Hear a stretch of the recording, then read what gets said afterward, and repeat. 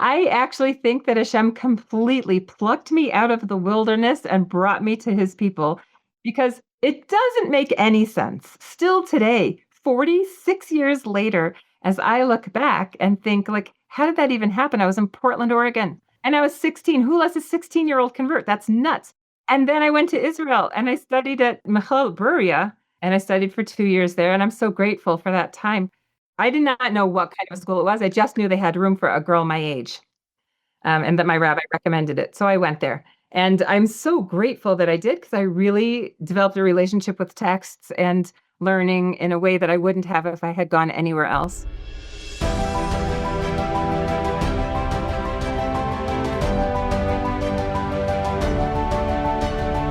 This is Women's Gallery, the podcast where we showcase women defining Jewish leadership today. My name's Joanne Greenaway, and each episode I interview one incredible female leader making a mark in her own way on the Jewish community. We explore different models of leadership in the context of schools, shuls, universities, Batei Din, and more.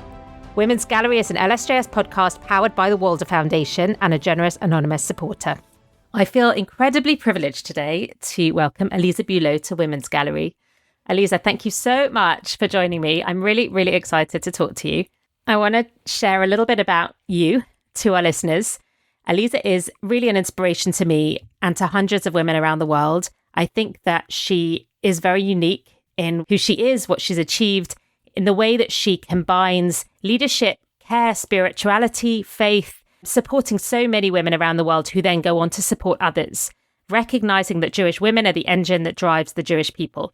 So it was very important to me, for obvious reasons, that she would join us here on Women's Gallery to share some of what she's built and some of her story. She has a fascinating story which led her in 2018 to launch the organization CORE, which works to empower observant women, mothers, teachers, rebbetzins, community leaders, to become engines of spiritual transmission, strengthening their networks, helping them to feel connected to Hashem, to Torah, to each other, so that their impact can ripple out into their families and communities.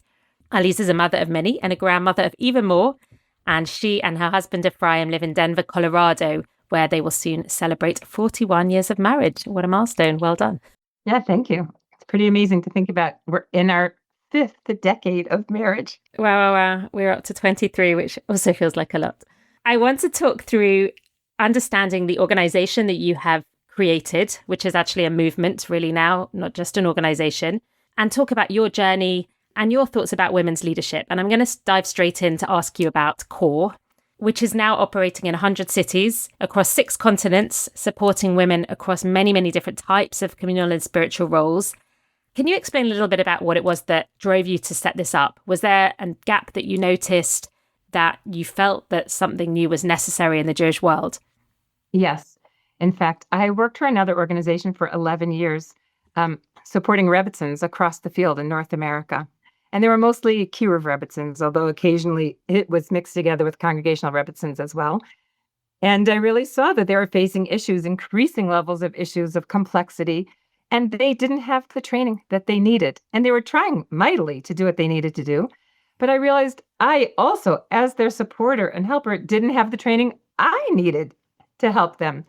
And I just wished, I'm constantly thinking about things, and I wished for the training I could have, and I wished for the training they could have. And I tried to coordinate as much of that as I could along the way. But when that job came to an end because the organization shifted in its priorities, at first I felt at a loss, like, how will I have some other organization see this vision and hire me to achieve it? And when other people weren't interested, I thought, okay, I was advised by many people that I met with, you have to start it. So I did. Do you see this as right across the board, that women just aren't equipped or don't have what they need to do the jobs? Because there must be a lot of variety around the world when it comes to people living in small communities, people living where there is more of an infrastructure in terms of umbrella organizations supporting different communities. Is this just a universal issue? There's different levels of training for different roles within the Jewish community that women have. And probably the most formalized structure for training these days is for Kala teachers, because there is a formalized structure to train them.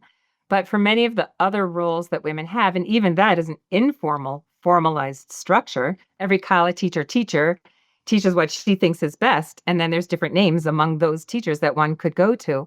So I actually worked with Rachel Goldbaum to start core. And she is a Kala teacher, and she does a beautiful job across multiple communities. And I really have seen how that has grown significantly, the way that Kala teachers are trained.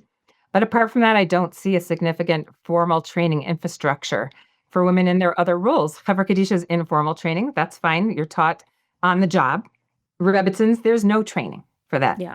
None. Yeah. Married rabbi, and there's no training. And that's, I think, and it's not the only job that has so many diverse requests on your time and expertise, but it's a very significant one. Yeah. Well, I really want to get into that role of the rebbetzin because I think it's such an interesting role, and it's something that people don't necessarily strive to become, and it kind of almost becomes thrust upon them in many situations. And there's so much to it, and it's really evolving as well. And it's also different in the diaspora, different in Israel. So yeah, I'm really interested in that. But in terms of your organization that you set up, it seems to me that there are two core programs that you work with. I wonder how they fit together, why those two programs, one being the main 2.5-year training program for women to serve as spiritual guides and community anchors, as you call them, assuming that that means rebbetzins for the most part. No, it doesn't actually. I'll tell you about that in a minute. Yeah. Okay. And the other being these communities of practice, which are global networks of women in similar communal roles, whether that's Kala teachers or rebbetzins or Chaver Kadisha. So connecting people who have those similar roles to create support structures around them. So basically, core is in wholesale. We work with women who work with women. And that's how those two fit together. So however a woman serves the Jewish community, not just the observant community, we train women and support women who are observant, but we train and support women, Jewish women, who work with all Jews across all communities in every circumstance.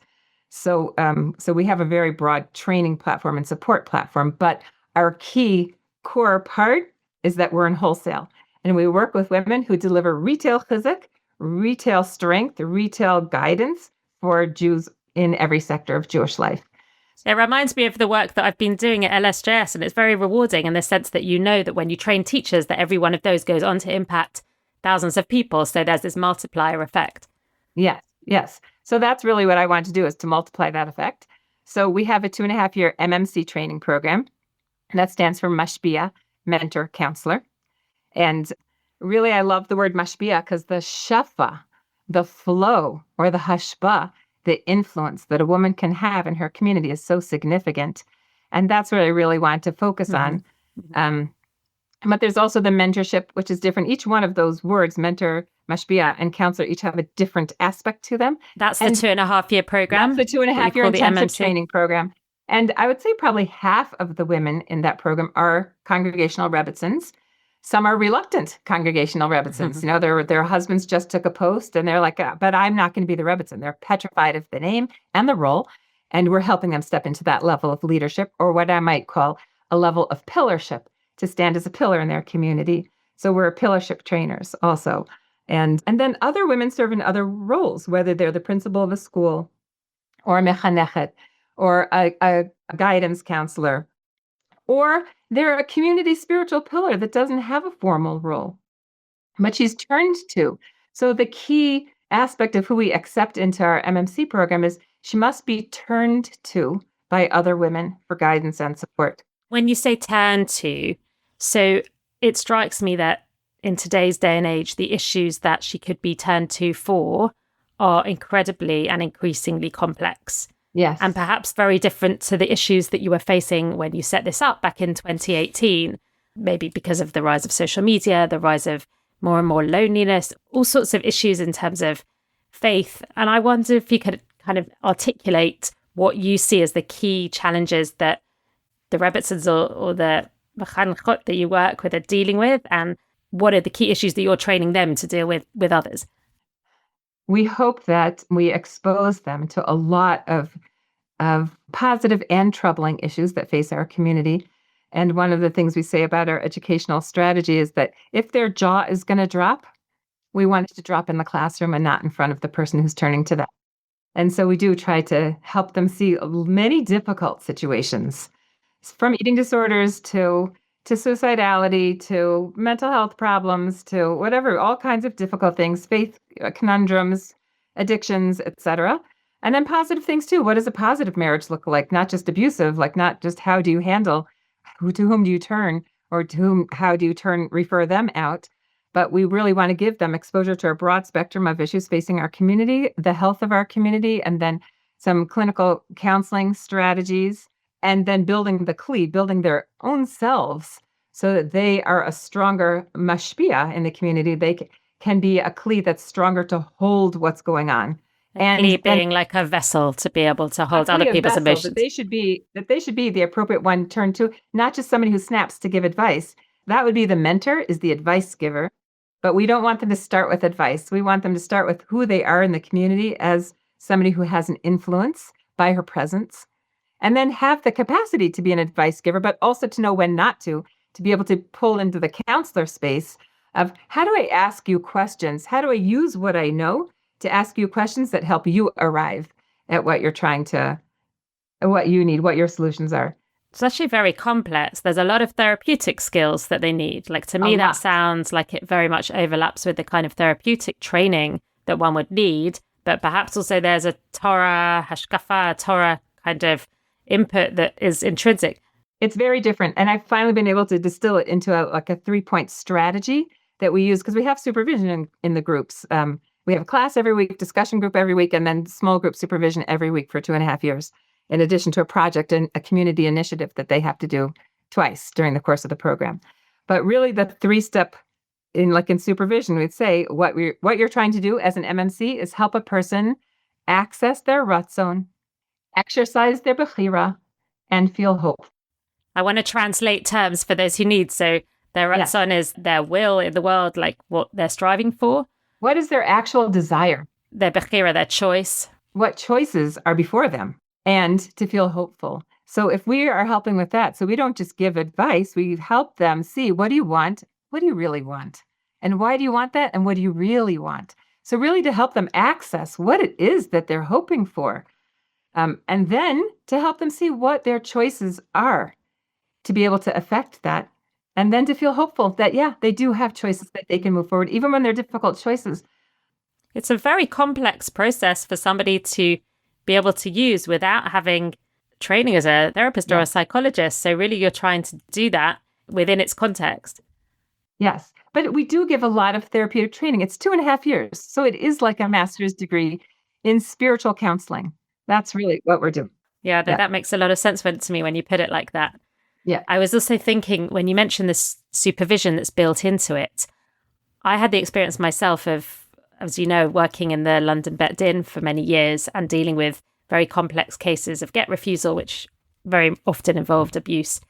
And one of the things that people often asked me was whether I was getting supervision, which wasn't something I'd previously come across as a lawyer because, it had never been relevant to me. But the whole idea of having somebody who you can go to offload and to reflect back. And it became something that I realized was so important. And I got to know a lot of rebbetzins during that time in my life.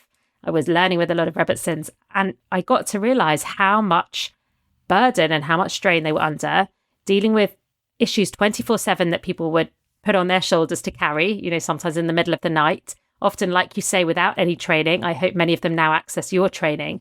But on the back of that, I ended up setting up a program that's still running, which is rabbinic supervision for small groups of rabbis and rebbetzins separately, with a therapist, a psychologist, to sit with them.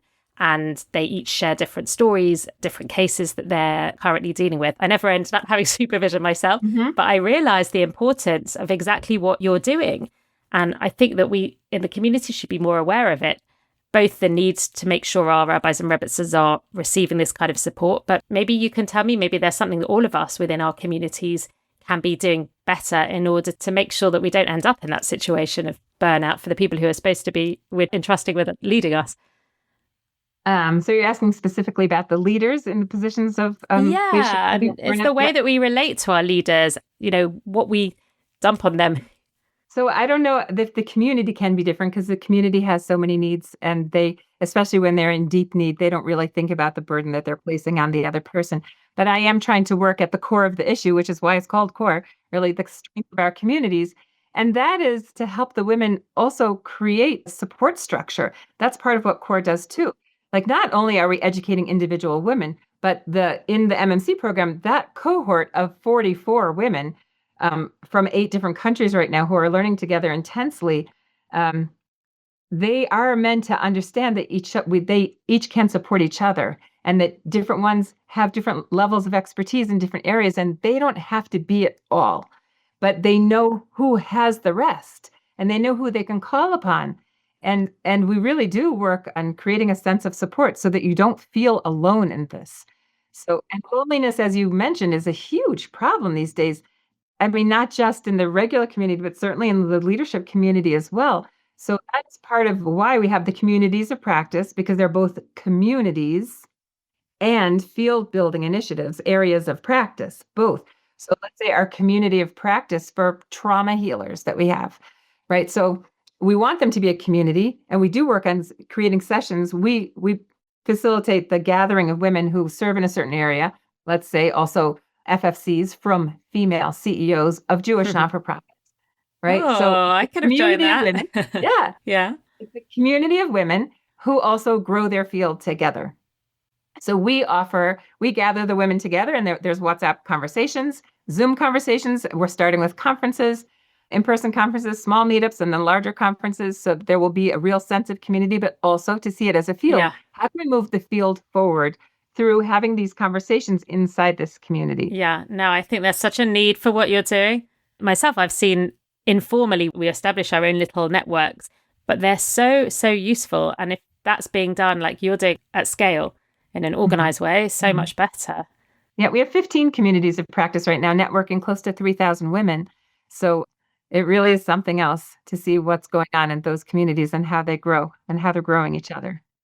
One of the things that I saw recently was the conference that you ran for people involved in end-of-life care. I assume it's really the first of its kind for women who have these kind of roles. But is it something that you've ever done before? Did you learn from it? It was a very special thing to do. I have a really extraordinary staff. And Alyssa Felder, who was in the first cohort of the MMC program and is a lay leader, was a lay leader, and just a passionate person. She's also British, a passionate person living in Providence, Rhode Island at the time. I have a special place in my heart for lay leaders who rise to community spiritual leadership, being one myself. But I really had a special place in my heart for her. She took the first program, and then I hired her to help me with the communities of practice, because at that time, 8 years ago, 7 years ago, there were just a few, and I was doing most of the work running each of them, plus the MMC program. And I needed help with that. And she took that role on. And also at the same time, as I said, each MMC has to launch a community initiative, and some are bigger and some are smaller, but hers was to create the community of practice for Chevra Kadisha women. And so that's really grown under her care significantly. And death brings her to life. I have to say, I once did an episode with a woman who runs the Chevra Kadisha in London, and I don't know why I wasn't expecting it, but she was unbelievably inspiring. And I think of all the episodes I've done, that one really strikes me as one that many, many people have written to me about. I think because it's such a closed world. Yes. And, the work these women do is just unbelievable and not spoken about enough. It really is. So she's really created a field out of it, rather than just being individuals in their own Chevra Kadishas all around the world. She has gathered about 600 women together who are Chevra Kadishas all over the world. And they learn kavanas together, deeper aspects, Kabbalistic ideas from Sefer Ma'abar book, or they share their feelings, which there never was a space before, ever, to talk about what is it like when you care for your mother's best friend, or a baby, or a car accident, or like, where do you go with those feelings? And she's created that space. Anyway, it was her baby, her project to create this conference, and I stood behind her all the way. But it was her netzach, her strength, that made this happen. And I think that's also part of the core model, is that very distributed leadership and very collaborative leadership, very much. Fantastic. And so do you think the main thing that people took from it was this sense of togetherness and being able to share their own? Was it more about participation, or were there things that you were imparting as well? Very participatory. That's what I loved about this conference, is to see that the core model of collaboration and respect for each other, we have tremendous respect for each person, rather than having a sage on the stage model. We really believe not just in a guide by the side model, but in really understand, mining the wisdom in the room and bringing that forth and letting everybody participate in that. And she was able to bring that forward in this conference. It was so beautiful. It ran with a case study, a fictitious Miriam and her husband. Miriam's diagnosed with something. So it ran by 5 panels where the story ran through all the panels, and we were able to discuss as a collective community, those who care for the dying, those who care for the deceased, and those who care for the bereaved, all went to all the panels, all discussed. And then the breakout sessions were not separate sessions. They were just the panelists going into separate circles for people to continue discussion so that everybody was brought into the conversation and everybody got to learn about different areas of that arc of end of life care and create connections with each other. And then to start thinking about what initiatives do we need?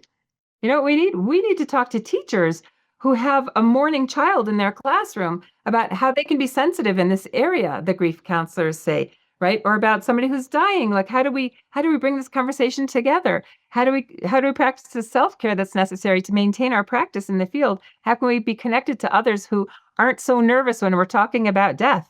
Like, that was a nice thing. All 100 women said it's so nice to be in a room where it's not a showstopper to say, I So deal with that. interesting. Well, and Yeah. I think those people who are comfortable talking about it have a lot to teach the wider community to become Yeah. comfortable with it as well. But what about the men? Men who volunteer for the Chavra Kadisha also need this kind of training, or does something more They exist? do. They do. And they don't have it. But that's part of what CORE is doing. CORE is setting the standards for supporting women who are strengthening Klal Yisrael. But as we set standards, the standards go across communities and they're going into the men's world as well. So as we've set a standard of CORE of actually the Chavra Kadisha could learn together and could understand deeper issues. So now there are more educational initiatives in other areas with men and with women from other organizations where they see what we have created, this model of learning, of sharing, of sense of community, and it's informing other communities. And we're Just grateful strikes for it. me that this is a very important area that women have a lot to bring. And like, I studied Hilchot Avelut recently, and I also just interviewed somebody who's involved in the program where they're learning specifically the halachot around end of life care, the new program that Rabbi Rosenzweig has started. I think, obviously there are men in the Chavra Kadisha, but there is perhaps more that women as rebbetzins can do or are doing for families who lose somebody. And that's maybe an area where women can help even more than they currently are, or have a lot more to bring, or need to be there. Right. So that's part of the field building that we're doing in CORE. As we bring these communities of practice together, at first we just saw them as communities, but now we really see them as areas of practice. That's a field. And we are really intentionally building those fields. There's lots to do. It sounds like you're really scaling up from where you started, more and more Yes. fields, more and more communities, onwards and upwards. I am. We are scaling, and I'm so excited. I mean, we have Core Latino now, so we have a Spanish program that was launched by one of our MMCs. So just to see how that works now, having it not just linguistically translated, but culturally translated, and then meeting the women in South America as I went to the Core Latino conference, not as the mommy of the conference, but as the grandmother of the conference, to really take pleasure in the accomplishments of my students and to see how it's spreading in the world, that collaborative and distributed leadership. That's So very beautiful. exciting. I actually studied Spanish and lived in South America for a year, so it's a big passion of mine, that part of the world. So that's very exciting to hear. Yeah, yeah. Tell me about you. You were born in the United States in the 1960s. I know you have a fascinating journey, that you grew up with a lot of activism, right? Your parents were very involved in the civil rights movement. You then obviously had kind of bought into some of that and pivoted towards the Soviet Jewry campaign in the 80s when you were in high school. I imagine that influenced the kind of leader that you became. Tell me about that kind of activist spirit. Definitely. I mean, I was definitely raised in a very activist family. In fact, in 1974, we took a year-long family field study of interracial neighborhoods and desegregated housing, where we traveled throughout the United States for a whole year studying communities. So I was 10. But were your parents academics, or they were doing that as activists, interested people? Academics. And they were writing a book. And my sister, who was 9, and I, who was 10, we were field researchers. So we were sent to the different schools and the different communities to see what was going on and come back and report to our parents and discuss race relations and classroom situations. And it's like we were there. Oh my gosh, what an education. So I was definitely, I mean, how old was I? 10. Nevertheless, these were our family conversations. So I knew growing up that that we have a responsibility to make a difference. There wasn't the word privilege at the time, but I knew that we had something that we could offer others and that we had the responsibility to do that.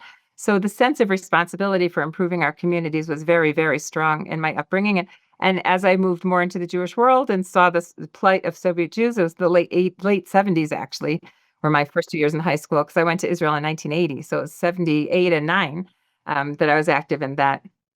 And yeah, letter writing campaigns. And back in the day, it was very different. Yeah, like I remember I was very young, but how did your Jewish journey fit into that? Because you describe yourself as a first generation Jew. You didn't grow up Jewish. You began questioning very young, found Judaism through a book, I believe, and then you converted at 16, like really young. So what was it that drew you to Judaism?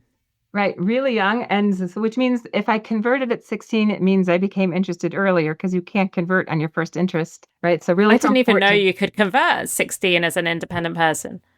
I actually think that Hashem completely plucked me out of the wilderness and brought me to his people, because it doesn't make any sense. Still today, 46 years later, as I look back and think, like, how did that even happen? I was in Portland, Oregon. And I was 16. Who lets a 16-year-old convert? That's nuts. They really trusted you. And then I went to Israel and I studied at Michal Buria. I had Malka Bina as a teacher, and I studied for 2 years there. And I'm so grateful for that time. I did not know what kind of school it was. I just knew they had room for a girl my age, and that my rabbi recommended it. So I went there. And I'm so grateful that I did, because I really developed a relationship with texts and learning in a way that I wouldn't have if I had gone anywhere else. But how does one become interested in Judaism in Portland, Oregon? Did you get to know the community? No, I didn't know any Jews. I had to meet Jews. After I chose Judaism, I had to find a Jew. Oh my gosh. I think that was a jaw-dropping moment of the type that you don't like, that people shouldn't have in public. Right. So you have to listen to a different podcast for that story, because I've told that story before in many different ways. But it's really, like, I still today look back and realize it's really Hashem called me. I was born to do what I'm doing today, born for this. Yeah. And if I wasn't born into that family, I wouldn't have been able to do it like I'm doing today. I would not have had that pioneer spirit that I have. Well, that's your uniqueness. You got to Israel, you ended up serving in the IDF. Did that sense of, Israeli identity, Zionism, did that change the way that you are as a leader, your sense of responsibility, perhaps? It absolutely informed my leadership. I'll share with you the three. Somebody once asked me how I developed a Jewish identity, which I had to think about, really. Mm-hmm. I did adult Jewish, like I wasn't raised Jewish, but I became an adult in a religious context in Israel, because I was in Israel for 4 years.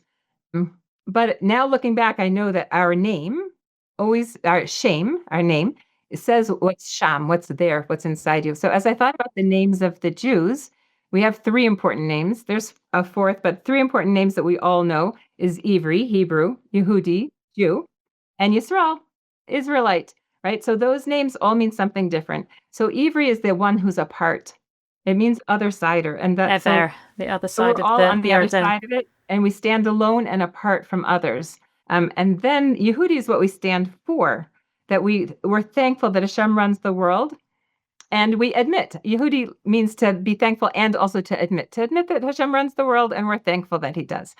So it's what you stand for. And then Yisrael is who you stand with. We don't call ourselves the B'nai Avraham. There's the Abraham Accords, but we call ourselves the B'nai Yisrael, right? We're one people, 12 tribes, so one people. Even though there's separate tribes and separate families and separate Batei Avot, we're all united in the one B'nai Yisrael. So that's who you stand with. So you have this tension between Ivri and Yisrael. There's the stand apart and stand with.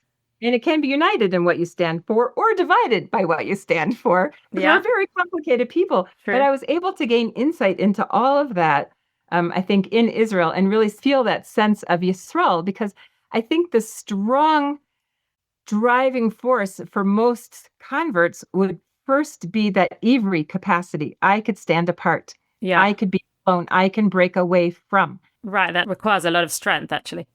Right, so that would be my initial aspect, but then moving into the Yisrael energy, I'm a part of this.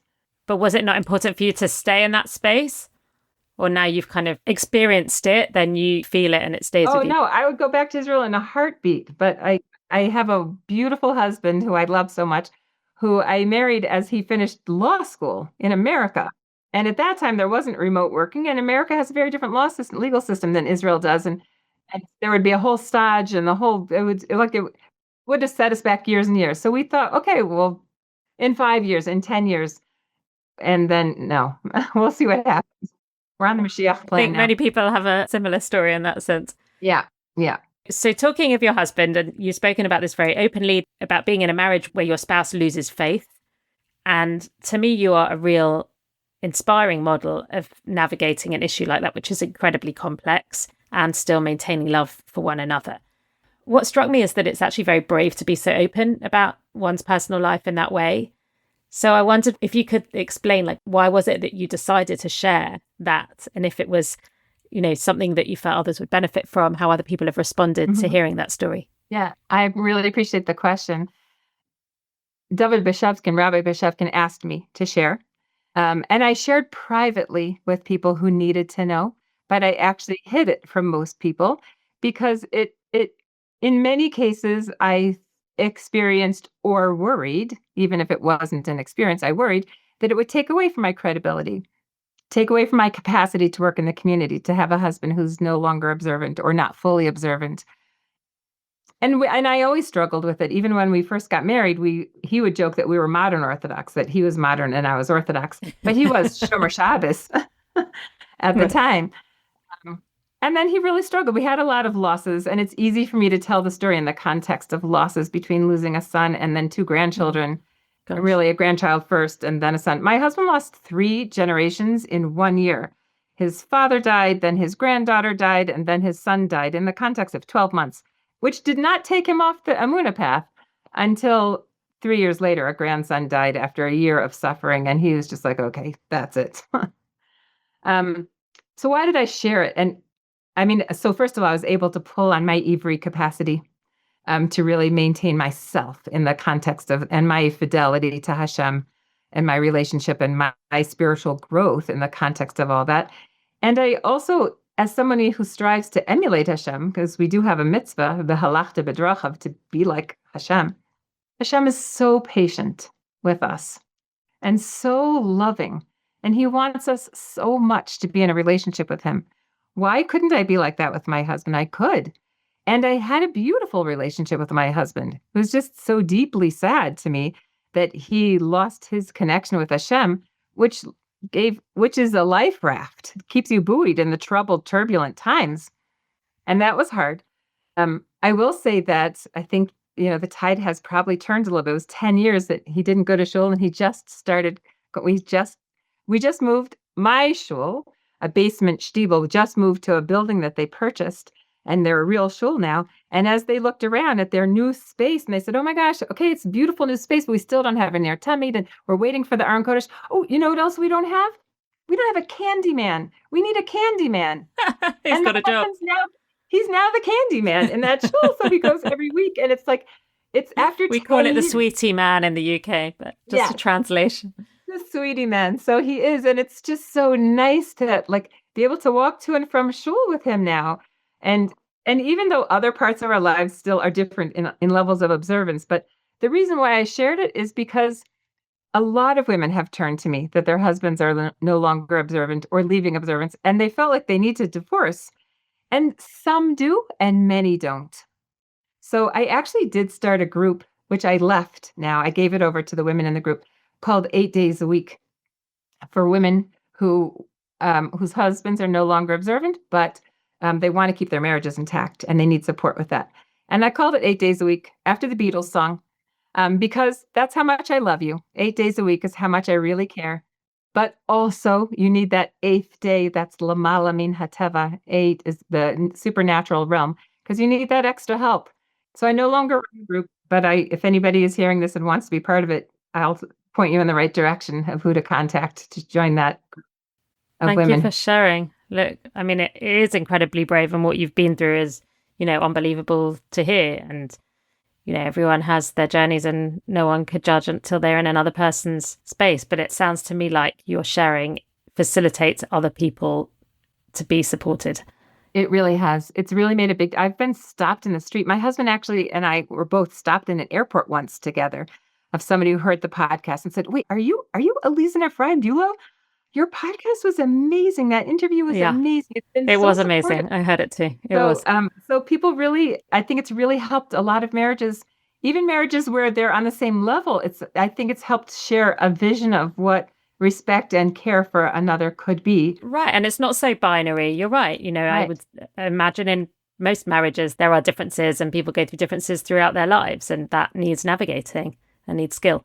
So Baruch Hashem, I'm grateful that we did. I got some flack right afterwards. It was very scary flack, but actually I've gotten more support after that, and I feel more secure that I made the right decision to share. Good for you. One needs to have the confidence as a leader that you are who you are, and to say your credibility could be affected it's probably more your own personal feeling than what anybody else would feel. You're incredibly well respected and Thank you. needs no more explanation. I want to Right. ask you now about leadership and women's leadership, because Okay. the whole area of the role of a rebbetzin today, what women do, what women can do, how women influence the community, and this role that women play that I think is often very under-recognized. You've used the word spiritual leadership. Mm-hmm. I normally use the word religious leadership. I don't know how we define these things if we're always talking about the same thing and exactly what they mean. And I'm conscious that many people who listen to this podcast and many people on the Orthodox spectrum from across the spectrum, because I think the listeners of this podcast are very diverse, and I hope that I try to appeal to a diverse audience. Many of them would like women to be religious or spiritual leaders in their own right, not because they're married to a rabbi. Not everybody has the opportunity to be married to a rabbi. So how do you define those terms, and what would you suggest for women who want to get involved in this kind of work, but their marriage hasn't allowed it? So it's a very interesting question, especially because I'm not married to a rabbi. Right. Every time people call me rebbetzin, I'll sometimes I let them, and sometimes I'll say, actually, technically, I'm a lawyertzin. Because if you get your title from your husband, then that's what I would be, is a lawyertzin. I'm not a rebbetzin. But if you get your title from your own work and who you are, then yes, I'll let you call me rebbetzin. So of course I never introduced myself as a rebbetzin, but what does that mean to be a woman who's in spiritual care for the community? So I think there's two different things. One is a title and one is the function. And title doesn't always lead to function. We see plenty of rabbis who have the title, they got smicha, but they're not really good at leadership or spiritual care. And we see plenty of people who are very good at spiritual care and they don't have a title. They never got a degree in it, whether they have a title or a degree, right? So degrees, titles, and function are three different things I would separate out. And some people are good with training, and some people really need the training. And some people are very good without the training because Hashem trained them, over the course of time. So I would say that women in pillarship, because I think that's how we have to see it. That's how I see it, is that women and men do work together, but like the ocean, where there's waves on the top that make a big splash, that's the men on the outside. And that's a strong force, the waves, but there's an undertow that drives it. And that's the women, unseen, but very powerful. And we work together. I don't want to see either one apart.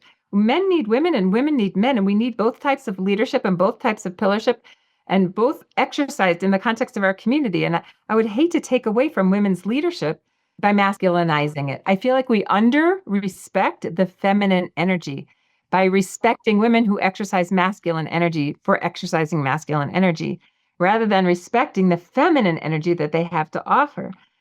So what is it about the feminine energy that's so powerful when it comes to transmitting Jewish identity? And do you think there are cases where certain women naturally have more of a masculine energy? Yes, definitely. There's more. Everybody has masculine and feminine energy. Just most women have more feminine energy and most men have more masculine energy, but we all have both. No question about it. I think my nurture made me have more masculine energy. Just the kind of academic and ambitious types of schooling sometimes can do that. Yeah, I think it can. So, and I think also how you exercise it in the world. There's your nature that you're born with, the nurture that you get, and then the choices that you make about how you use that, and that develops you at every point in your life. So yeah, and often those energies come at the expense of the other. The more you develop the masculine, sometimes the less you have of the feminine. I see that in myself as I move into executive leadership. Like sometimes as an executive, you have to execute. You have to fire people and you can't not fire them because you're going to hurt their feelings, which I've made those mistakes. You have to run an organization that runs well. So that's a masculine energy. And it can be at odds of the feminine energy of understanding how things work well inside Right. people But relationships. generally, you're trying to nurture that feminine energy and the female style of leadership because you believe Yes. that has a lot to offer in terms of supporting communities and supporting people's Jewish identity and It's the growth. internal dimension. Yeah. So if you think of what is a mother in Hebrew is aim, and it's the same root as emunah. And it is the mother that's a transmitter of emunah. And emunah is a lived relationship with absolute trust. When we wake up in the morning and say, Rabbah emunatecha, great is your faith in me, we're addressing Hashem and saying, I'm a thankful person, Hashem. I'm so grateful you woke me up this morning and that you trusted me enough to wake me up. Right? That Rabbah emunatecha. So it is that relationship that we have with Hashem where we receive his trust in us to accomplish what we have in the day. But our very first experience with that trust in us and our capacity is with the mother who's always there. You build a sense of trust, all those attachment styles, listen to other podcasts for that. Yeah. But that's built with the mother responding and building a sense of trust that then creates the container for that relationship with Hashem, that you could trust Hashem to guide you in this world, even when it's a rocky pathway, and then trust the Jewish people to be part of them and this long multi-millennial process, even when the Jewish people could be annoying siblings, right? But to know that we're part of like an amazing family that's bringing something very important to the world, and then to trust the Torah as our guide for that. And then to trust ourselves on this pathway to bring all of that together. I've never heard it expressed like that. It's actually beautiful and it makes a lot of sense. But, even M and Emunah, I never connected those two. So thank you for pulling that together. Are you feeling hopeful in 2026 about the future of women and Jewish life? What gives you hope right now from the work that you're doing?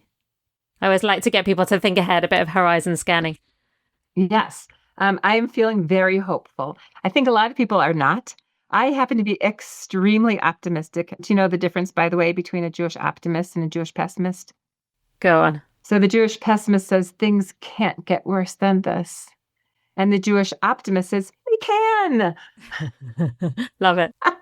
Anyway, as an actual optimist, Hashem has made us promises, and he's a promise keeper. He took us out of Mitzrayim because he promised he would, even though we didn't deserve it. We didn't actually earn everything we needed to receive his Torah and to become his helpers on the planet of elevating all humanity, because that's our job, is to elevate all humanity and to be Hashem's helper in that process.